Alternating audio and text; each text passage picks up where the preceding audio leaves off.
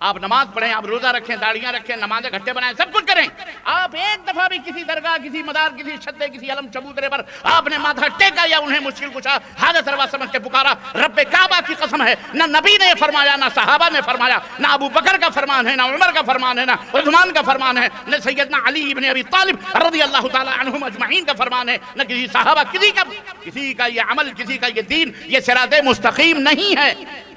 یہ بتانے کی ہمیں ضرورت پڑ رہی ہے، اس کی وجہ یہ ہے کہ آج ہمارے درمیان بہت سارے سے بھولے بھالے لوگ موجود ہیں جنہیں ہاتھ پکڑ کر کے بھی سمجھایا جاتا ہے لیکن سمجھ میں نہیں آتا، تو تھوڑا تھپڑ مارنا پڑتا ہے، تھوڑا دھکا دینا پڑتا ہے، اب ایسے نہیں سمجھ تو ایسے سمجھ، تجھے ہم جنت کی طرف لے کے آ رہے ہیں، تو جہنم کی طرف بھاگا جا رہا، باولا بنا ہوا ہے۔ عزیزان گرامی، بڑی دل تڑپتا ہے، اللہ کی قسم میرے مسلمان بھائیوں اور اے میرے مولوی حضرات، مدارس کے اندر قرآن و سنت کی تعلیم دینے والوں، اللہ کے لیے سدھر جاؤ، آپ سدھرو، آپ کا سدھرنا امت کا سدھرنا انشاءاللہ تبارک و تعالی۔ قرآن و سنت کو لاہ عمل بناؤ، صراط مستقیم کا تعارف کرواؤ، صراط مستقیم کیا ہے۔ ایسے ایسے ضمیر فروش، دین فروش مولوی موجود ہیں کہ کہاں کی اینٹ کہاں کا دوڑا، بھانمتی سے رشتہ جوڑا، نہ قرآن نہ حدیث،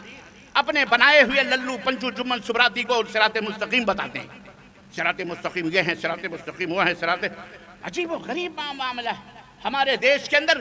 کچھ ایک طبقہ موجود ہیں جو تمام خداؤں کا مرکز اور سینٹر بھارت ہی کو بنائے ہوئے ہے۔